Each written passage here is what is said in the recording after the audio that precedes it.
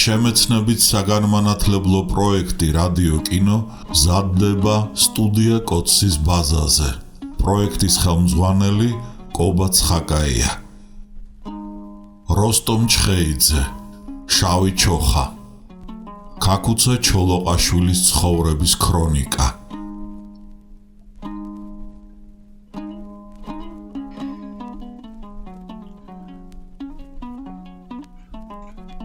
თავი მე-13 ზექალას ლეგენდა და სინამდვილე.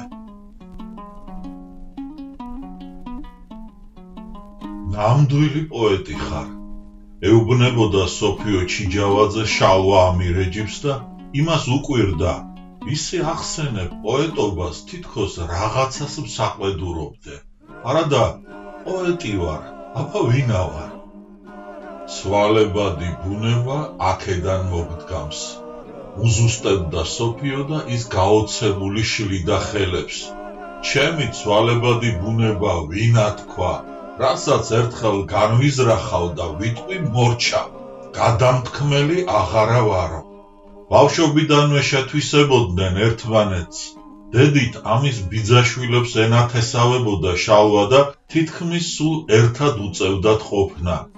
1912 წელს სოფიო მოსკოვიდან რომ დაბრუნებულა, თუ ვინმეს გაეხარდებოდა ყველაზე ძალიან მისი ჩამოსვლა, მათ შორის შალვასაც.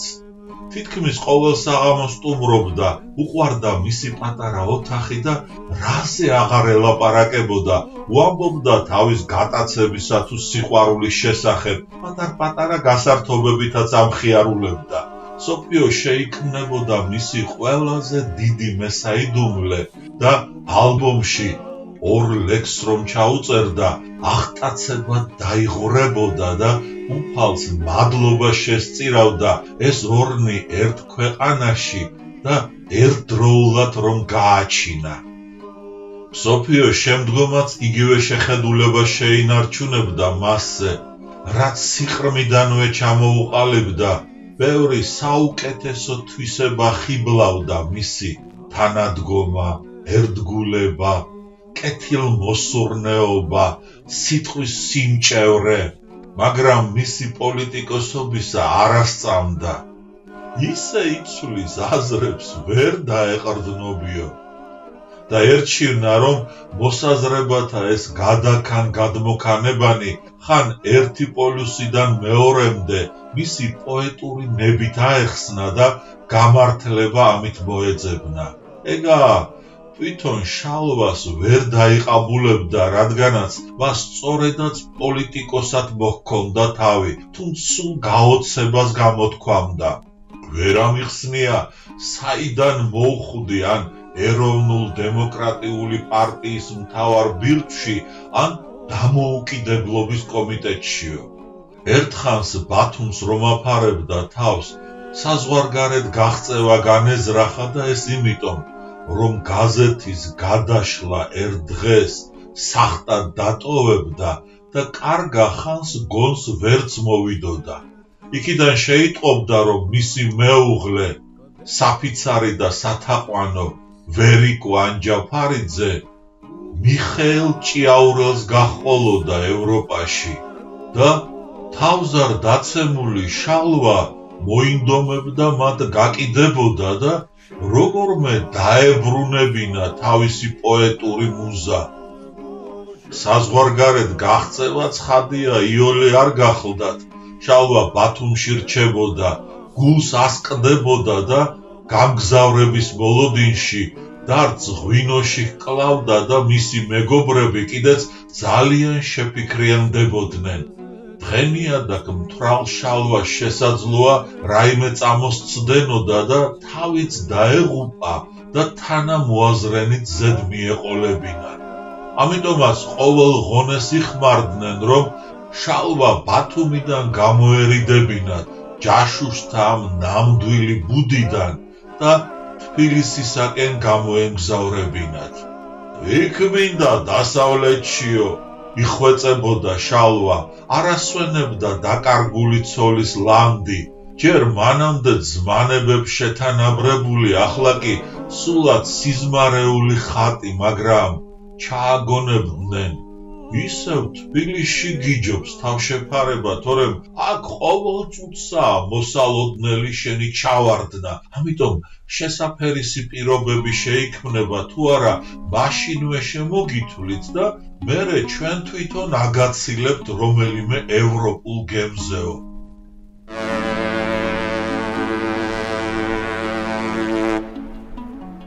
გერონტი ქიქოძისათვის რომ გეკითხათ, შალვა ამირეჯიბი უბედურმა სიყვარულმა აიძულა, პოლიტიკურ მუშაობაში ეძებნა თავდავიწყებაო. გარდა დაკვირვების ღრმა უნარისა და მახვილი ალღოსი, ფილოსოფოს ამჯერად ისიც უადვილებდა ამ კოლორიტული პიროვნების ფსიქიკაში წვდომა, რომ შალვა მისი ოჯახის წევრი გახლდათ, ცოლის ძმა. უბედურმა სიყვარულმაო.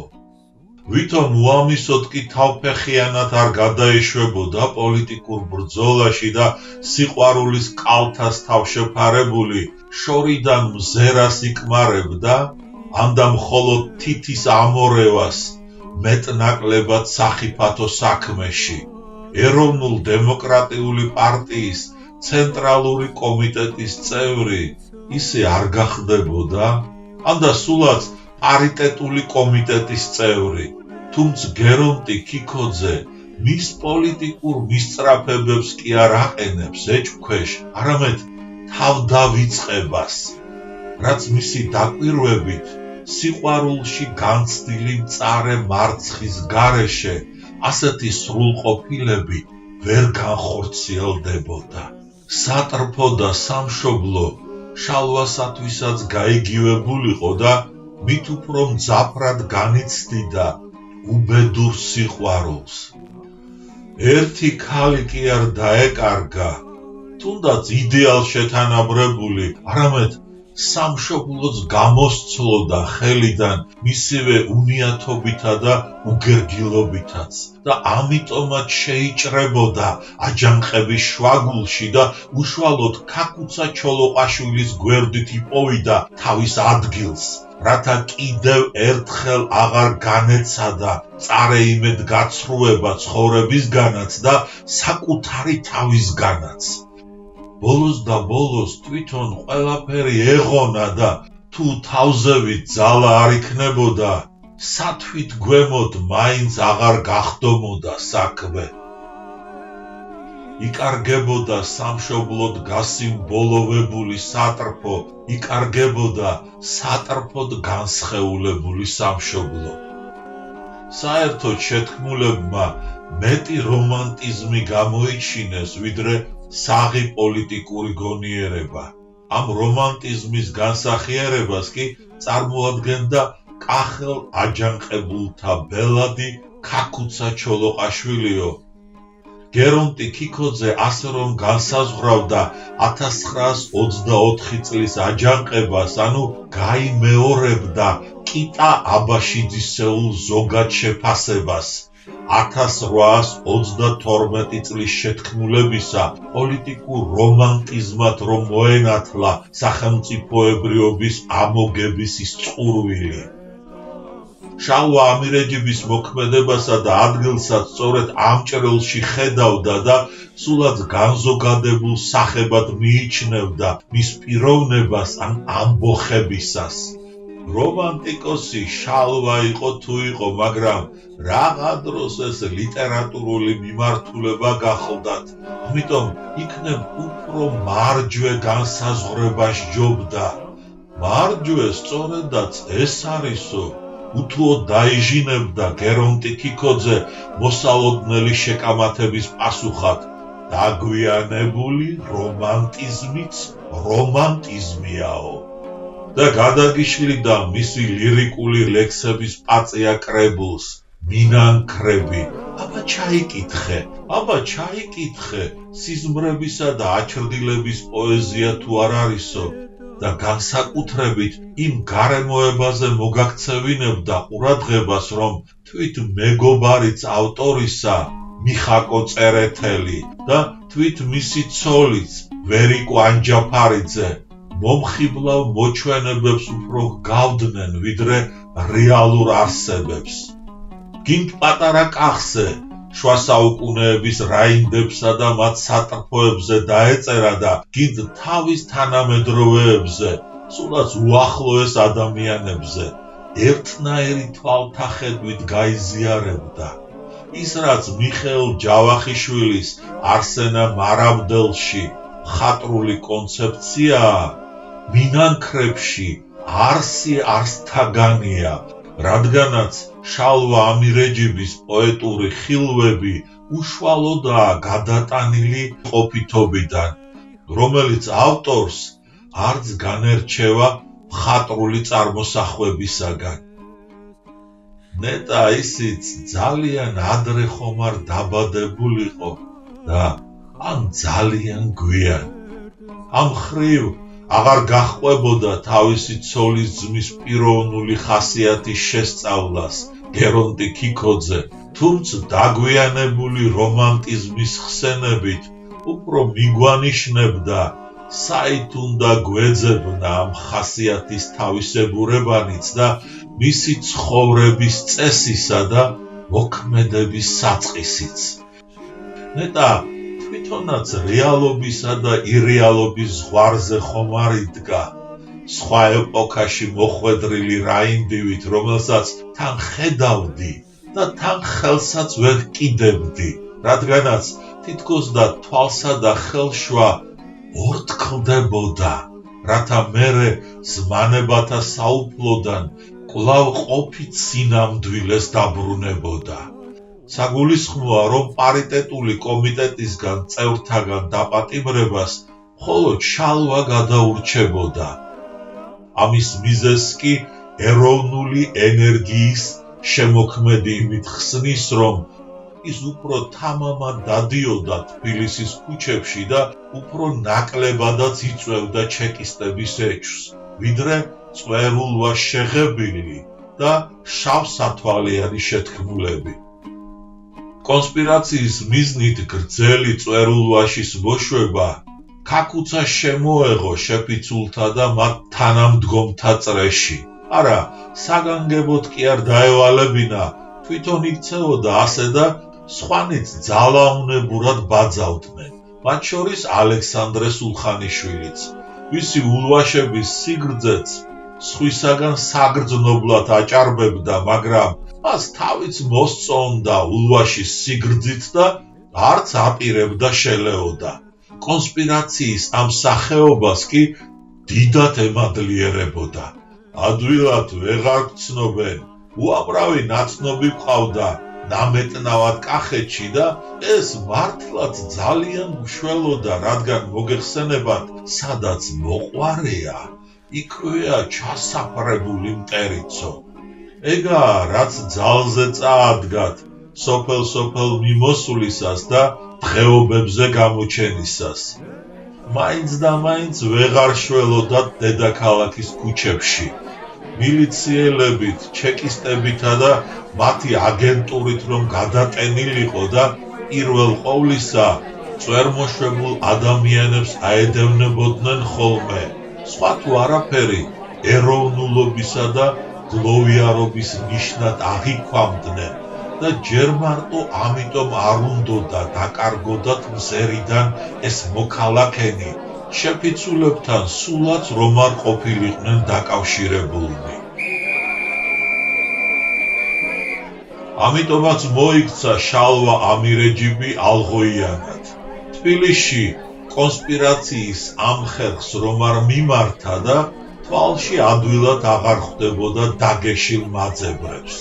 სხვა პიროვნება რომ იყოს, უთუოდ ასეც ვიფიქრებდით და ალღოიანობას მივაწერდით მის ამგვარ საქციელს.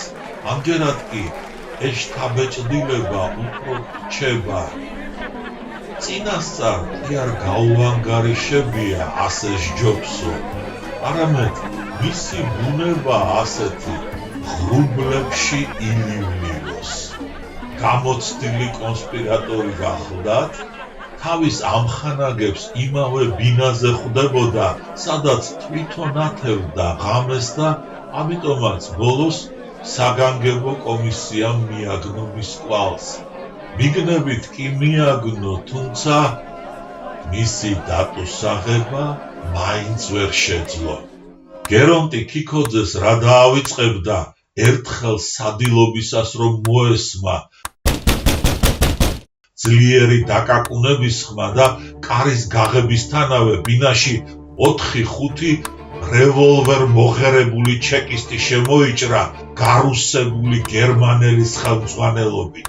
მასპინძელს ცალკე ოთახში გაიყვანდნენ, გარშემო უსხდებოდნენ და დაკითხვას დაუწყებდნენ.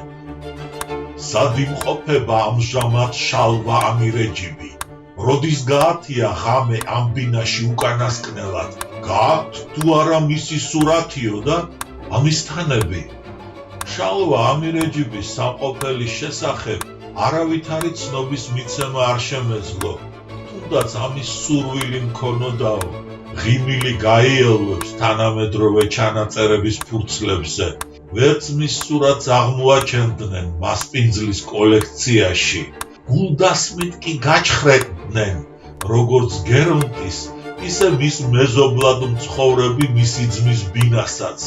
მეორე დილამდე გააჩერებდნენ ყველა სტუმარსაც, ვინც იმ საღამოს ამ ბინის კარზე დააკაკუნებდა, მაგრამ ბოლოს მაინც იძულებულნი გახდებოდნენ ხელცარიელნი წასულიყვნენ. მხოლოდ ხელწერილს ჩამოართმევდნენ მასპინძელს თბილისიდან არსად წახვიდეო. მას შემდეგ შალვა რამდენჯერმე თითქმის მიემწყდია თბილისშიც და პროვინციაშიც, მაგრამ ყოველთვის მათ გასხლტომოდა ბედნიერი შემთხვევის წყალობით. ბედნიერი შემთხვევა კი მხოლოდ მაშინ გწყალობს, როდესაც საზრიანობა, ალღო, გაბედულება, ხერხიანობა მოგმადლებია. მაგრამ ეს ყოველივე მერე უნდა მოხდეს. ჯერ ის დროა ქაკუცა ჩოლოყაშვილი ისისაა ტყეში რომ უნდა გავიდეს. 1922 წლის 10 თებერვალს კი ღამით ჩეკას ხელი მოუხვევია საეჭვოდ მიჩნეული პოლიტიკოსებისათვის და მეტეხში უკრავს თავი. შალვა ამირეჯიბზეც გამოეწერა დატუსაღების ორდერი, მაგრამ იმ ღამით მისი ბინა ვერ ეპოვათ. მეორე დღეს კი მის ნათლიის შვილს იასონ კერესელიძე შეეტყობინებინა მისთვის თავს უშველეო და ისიც იატაკქვეშ გადავიდოდა. 2 კვირის შემდეგ მოძებნიდა ეროვნულ-დემოკრატიული ცენტრის წარმომადგენელი და განუცხადებდა: შენ ამ ცენტრის წევრად ხარ დანიშნულიო. რაკიღა ცენტრის მთავარი წევრები სპირიდონ კედია და ალექსანდრე ასათიანი უკვე მეტეხში გამოეკეტათ, ცენტრის ახალი შემადგენლობა შეეკრიბათ. პარტიათა გაერთიანების იდეა ჯერაც თავმოუგმელი გახლდათ და ცენტრში გაწევრიანებისთანავე შალვა ამირეჯიბი პირადად გამართავდა მოლაპარაკებას ამ თემაზე ქარბოვესთან, მენშევიკური პარტიის წარმომადგენელთან.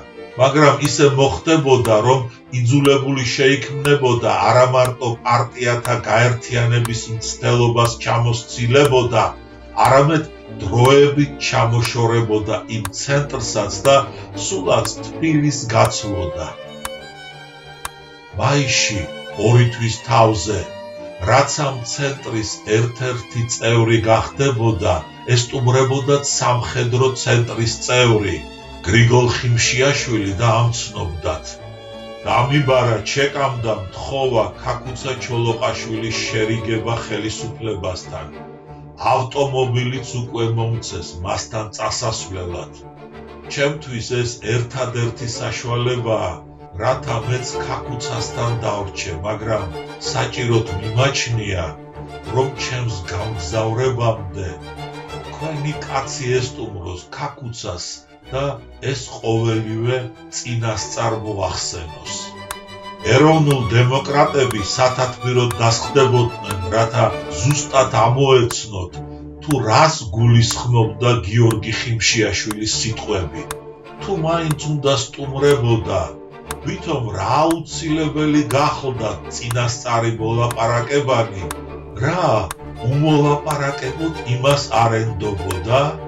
ვიღაც უცხო ხომ არ უნდა მისდგომოდა კარს, არამედ იმ სამხედრო ცენტრის წარმომადგენელი, მისი პარტიზანული მოძრაობის უშუალო ხელმძღვანელად რომ რჩებოდა და საზღვარგარეთთან თუ სხვა პარტიებთან, აქ მყოფებთან თუ გადახვეწილებთან ურთიერთობაც ისე მოეგვარებინა, ამ ხრივ ქაქუცა ჩოლოყაშვილი დაიმედებული ყოფილიყო და მარტოდენ ჩრდილო თუ სხვა კავკასიელთა შემომტკიცებაზე ეზრუნა.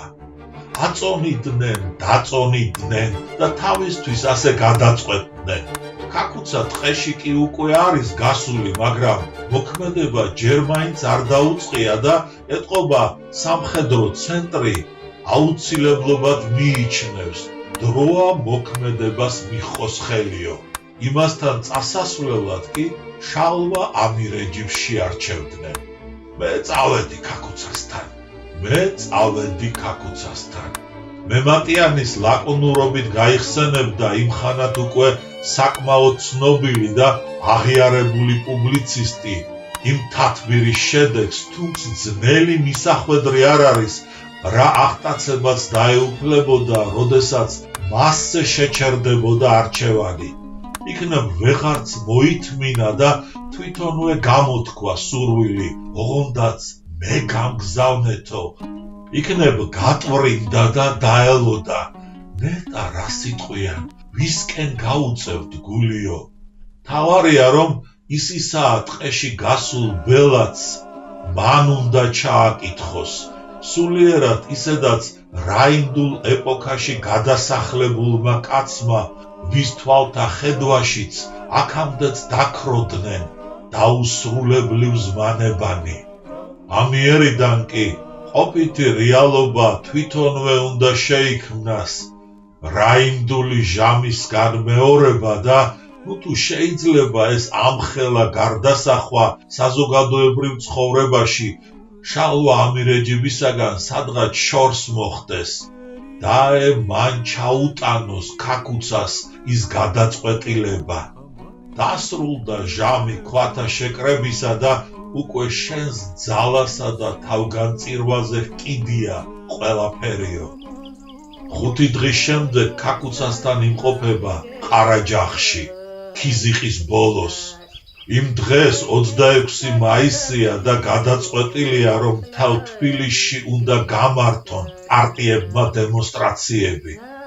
ჯერ კიდევ რა დროა, რომ იმედოვნებდნენ, მარტო ჩვენი მონდომება და გავლენაა საკმარისი, რათა საპროტესტო გამოსვლების ტალღამ გადაუაროს დედაქალაქსაო და შალვა ამირეჯიბს როგორც უნდა სურდეს დემონსტრაციაში მონაწილეობა დამოუკიდებლობის გამოცხადების დღის სახსოვრად, გაცილებით ურჩევნია, რომ 26 მაისი ქაქუცა ჩოლოყაშვილის გვერდით გაატაროს, ასე უფრო შეიგრძნობს ამ ხსოვნის ხიბლსაც, მისი დამხობის ტრაგიზმსაც და აღდგენის წყურვილსაც. დარჩენით იქ 3 დღეს დარჩებოდა გიორგი ხიმშიაშვილის მოლოდინში. ის არადა არ გამოჩნდებოდა და სტუმარი მხოლოდ დანაბარების გადაცემას იკმარებდა. გუნებაში კი წყენა შეეპარებოდა. თუ წამოსვლას უფრთხოდა, თავიდანვე ეთქვა და ჩვენთვის მოენდო. თამაში რიღასთვის დასჭირდაო. თბილისში დაბრუნებული მის დრამატულ ბედს რომ შეიტყობდა, წყენა სინანულით შეეცვლებოდა. თურმე იგი ჩეკას დაეპატიმრებიდა და აღარ ეღირსებოდა იმის სარდაფებიდან გამოღწევა. ისე დახრედნენ 1923 წელს. თან მოსალაპარაკებლად აგზავნიდნენ და თან თვითონვე შეიპყრეს. ასეთი რამ თავიდან უკვირდათ ახალი რეჟიმისაგან, თორემ თანდათან იმისთანები შემსწრე გახდებოდა მთელი ქვეყანა, რომ რაღა შეიძლება გაგეოცებინა ბოლშევიკი მმართველებისა და მათი მიმდევართაგან, რომელნიც სახელმწიფო ტერორს ცხოვრების წესად დაამკვიდრებდნენ და იაკობინურ ერთწლიან ხანას 10 წლეულებზე გაწელავდნენ და გაჭიმავდნენ. შალვა ამირეჯიბის გამოსტუმრების 2 კვირის თავზე შეეტაკებოდა ხელჩართულ ბრძოლაში ქაქუცა ჩოლოყაშვილი პირველად ბოლშევიკებს. ამ შეტაკების გამო ახალი მოწესენი შურს იმით იძიებდნენ, რომ 13 კაცს დახვრებდნენ. პარტიზანებთან შალვას ყოფნაც არ დაიფარებოდა და საიდუმლოდ რომ ამცნობდნენ, შენი მიმოსვლა გამოაშკარავებულია და ჯობს დედაქალაქს გაეცალო. შალვა გაცლის მიზეზს ვერ დაინახავდა. სულ ერთია მაინც ვიმალები და გინ თბილისში ვყოფილვარ და გინდა სხვაგანო. ჭეშმარიტად მისებური პასუხია. უკვე კოტე აფხაზი ჩაერეოდა ეროვნულ დემოკრატთა ცენტრის ხელმძღვანელი და სამხედრო ცენტრთანაც მჭიდროდ დაკავშირებული და თვითონ დაუბეჯითებდა და გარშემო მყოფთაც დაარიგებდა. იქნებ თქვენ მაინც გააგებინოთ, რომ მისი დარჩენა არამც თუ თბილისში, საქართველოშიც აღარ შეიძლებაო. იმდენ შეასმენდნენ, რომ თბილის გაშორდებოდა. საქართველოს დატოვებაზე ვერ დაიყოლიებდნენ და მთელი წელი იმერეთში ჩარჩენილიყო, თუმციქ ერთ ადგილას რა დააყენებდა და მოედებოდა. ეს ქუთაისიო, ეს ბათუმიო, ეს ფოთიო, ეს ზესტაფონიო, ეს სამეგრელო, ეს ბაღდათის მხარეო, ეს ქობულეთიო. ვინიცის როდემდე გაგრძელდებოდა მისი ეს ხიზნობა და მიმოსვლა დასავლეთ საქართველოში, კოტე აფხაზის დახვრეტა და ეროვნულ დემოკრატთა ცენტრის უმეთაუროდ დარჩენა რომ არა. დავით ვაჩნაძის გაჩერება საქართველოში ყოვლად შეუძლებელი გახლდათ.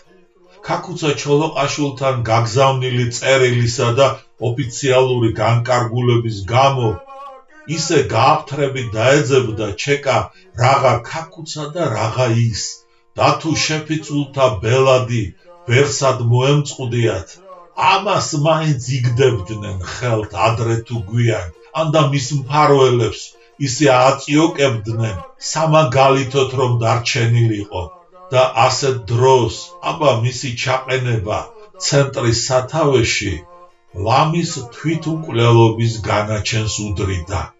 ამიტომ გამოიძახებდნენ შალვა ამირეჯიბს, რომელსაც განშორების შემდეგ კვლავ მოუწევდა წუთიერი შეხვედრა ძველ მეგობართან, ვისთან და რევაზ გაბაშვილთან ერთად.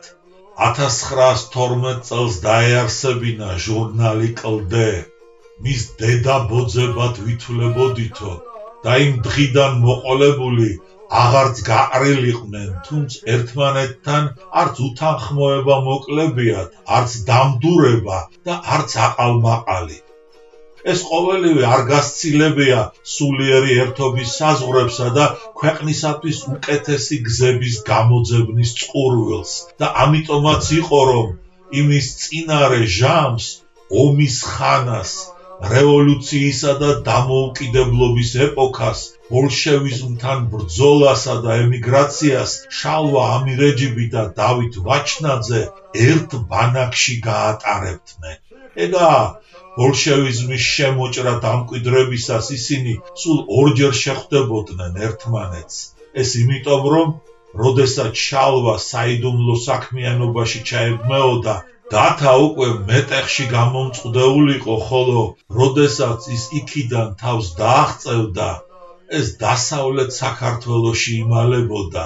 ახლა კი ცენტრის განკარგულებით გამოძახებული ხელს მოუწერდა ძველ მეგობარს პარტიის მანდატზე და კვლავ კარგა ხნითაც გამოემშვიდობებოდა. ვიდრე აგვისტოს აჯანყების შემდეგ სტამბოლში შეეყრებოდა რამდენიმე წუთით და ისიც გემზე, როდესაც ხომალდი ოქროს რქაზე შეყომდებოდა.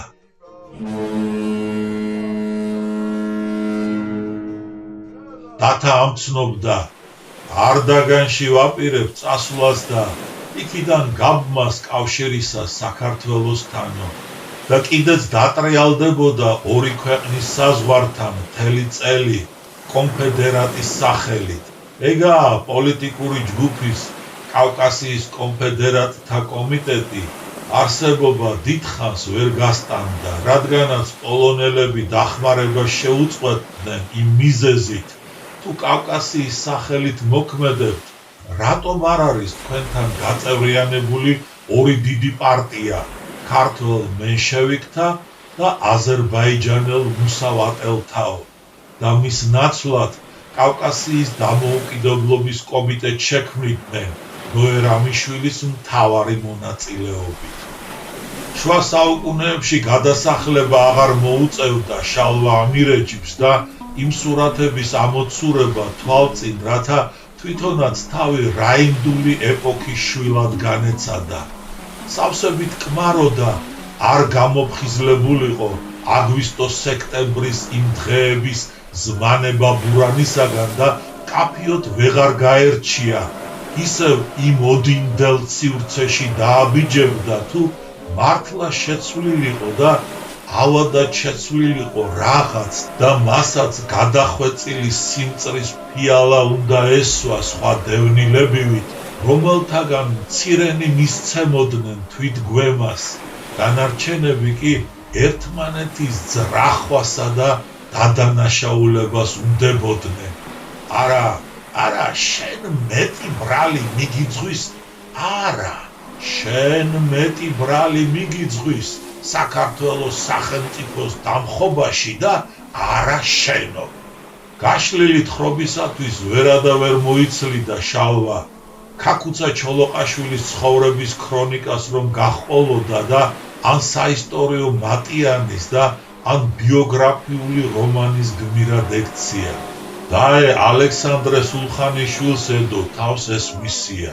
შალვა აგვისტო-სექტემბრის დღეებში დაჟინებულ ფიქრსაც იკმარებდა, რაც შეიძლება ღრმად შეეღწია იმ ჰეროიკული და საბედისწერო ჟამის სულში, ფენა გადაერჩია და ვრცელი ქრონიკა თუ არა, ტევადი სარჩული მაინც შეექმნა, როგორც ხევსურეთის ამბოხის, ისე 1924 წლის აჯანყებისათვის.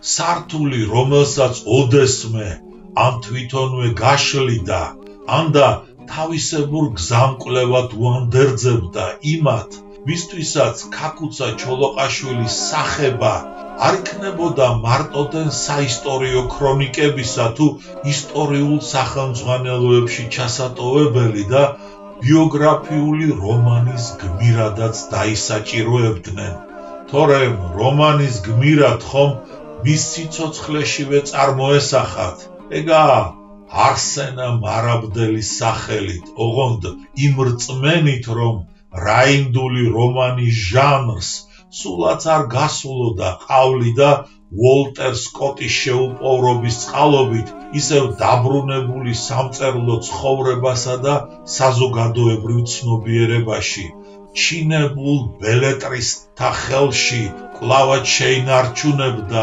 მოქალაქეობრივ უფლებებს.